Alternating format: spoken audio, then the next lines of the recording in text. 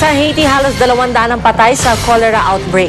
Sa tala ng kanilang Ministry of Health, nasa mahigit 2,300 ang tinamaan ng sakit.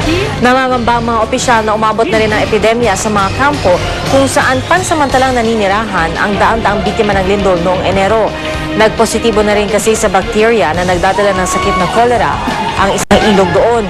Ayon sa World Health Organization, puspusa na ang pagpapadala ng medical at relief supplies sa mga lugar na apektado ng cholera. Balik po tayo dito sa Pilipinas. Ginugunita ngayong araw ang ika-11 buwan mula na maganap ang Maguindanao Massacre. Pinangunahan ng National Union of Journalists of the Philippines ang vigil sa Boy Scout Circle sa Tomas Morato, Quezon City. Dumalo rin ang ilang kaanak ng mga biktima. Patuloy nilang pinapanawagan ng katarungan. November 23, 2009 nang harangin ng armadong grupo ang convoy ng mga mangudadato na magpa-file sana ng Certificate of Candidacy para sa eleksyon ng Mayo. 57 patay, kabilang ang higit kumulang 30 taga-media. Ang pamilyang Patuan, ang pangunahing akusado sa massacre. Mga kapuso, bukas po ay United Nations Day. Sa paggunita nito, hindi tao kundi mga aso ang rumampa kanina sa isang mall suot ang mga costume ng iba't ibang bansa. Nakatutok si Micaela Papa. Tila handa na maghula ang chihuahuang ito sa suot nitong Hawaiian outfit. Ang mini schnauzer na ito, naka-Filipiniana. Parang Arabian princess naman ang poodle na ito na gusto pa yatang mag-belly dance. Ilan lang ang mga asong ito sa mga lumahok sa maagang selebrasyon ng United Nations Day bukas. Awesome! Ang cute po nila. Kaso yung aso namin ang kulit. Tomorrow, October 24, is UN Day internationally. Making people aware na responsible pet ownership, tapos friendship all over the world through dogs. Kung nakagawian ng mga bata ang bida sa paggunita ng United Nations Day, ang Philippine Canine Club Incorporated, mga aso naman ang napiling star sa parada. 25 aso ang rumampa. We want dogs kasi to really portray the true soul of people. There's really no need for war. If dogs can do it, so can we. Micaela Papa, nakatutok, 24 oras. Bahagi namang ginunita ng ilang bata ang Halloween. Masaya silang nag-party at umikot sa isang subdivision sa Quezon City, suot ang kani-kanilang Halloween costumes. Nakatutok si Victoria Tulay. Spartan, prinsesa, cowboy, at kuneho.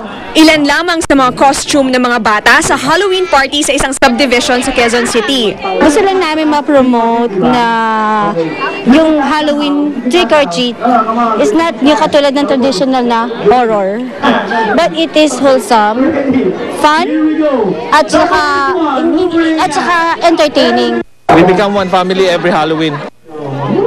Maliban sa parada ng naka-costume ng mga bata, nagkasiyahan din sila sa iba't ibang parlor games. At bago magdilim, nagpunta sila sa iba't ibang bahay kasama ang mga magulang para mag-trick or treat.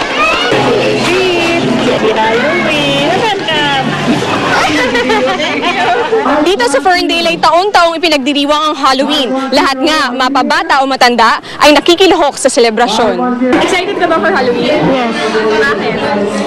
There's a lot of candy. Masaya ang Halloween dito. Importante talaga para get together yung community. Excited din kasi siyempre yung alaga ko, mabisan ko ng maayos. Victoria Tulad, nakatutok, 24 oras. Kaligtasan mo sa Alerto 24.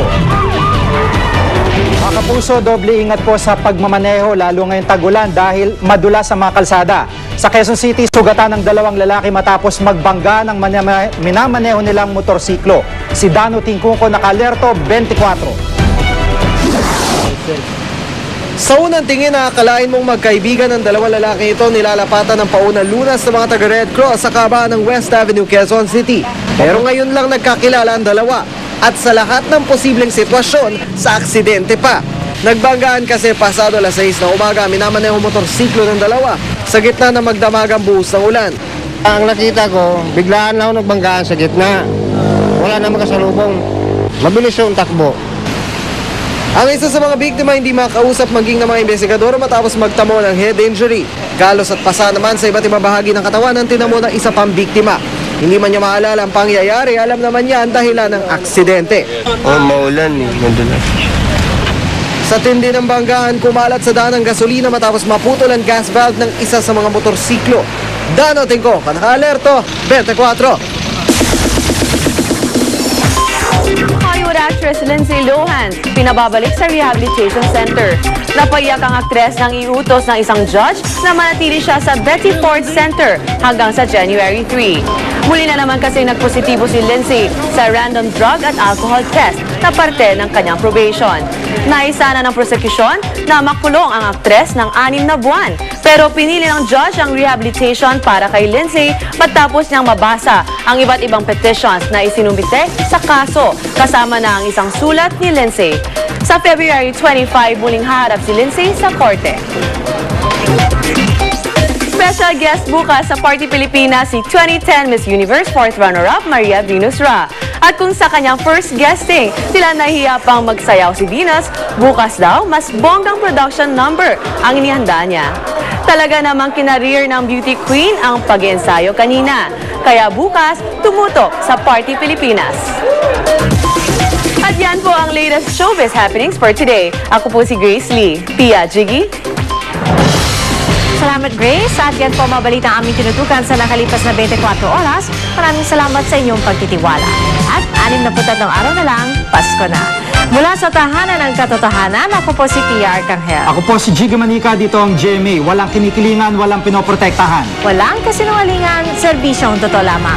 At dahil hindi natutulog ang balita, Nakatuto kami 24 oras.